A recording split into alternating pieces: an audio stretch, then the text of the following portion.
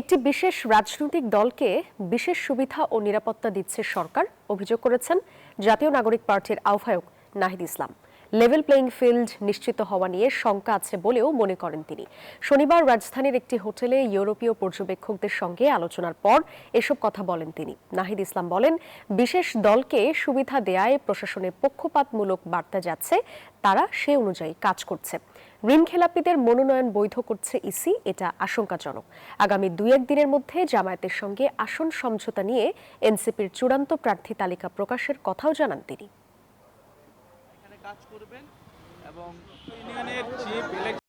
বিশেষ রাজনৈতিক দলকে সরকারিভাবে বিশেষ সুযোগ সুবিধা, বিশেষ প্রোটোকল দেওয়ার মাধ্যমে এক ধরনের সিগন্যালিং করা হচ্ছে এবং যেটা লেভেল প্লেইং ফিল্ডে বাধা তৈরি করতে পারে, এটার অসম অবস্থা তৈরি করতে পারে। কারণ প্রশাসনের বিভিন্ন স্তরে কিন্তু এটা এক ধরনের মেসেজ যায় যে সরকার কার পক্ষে আছে।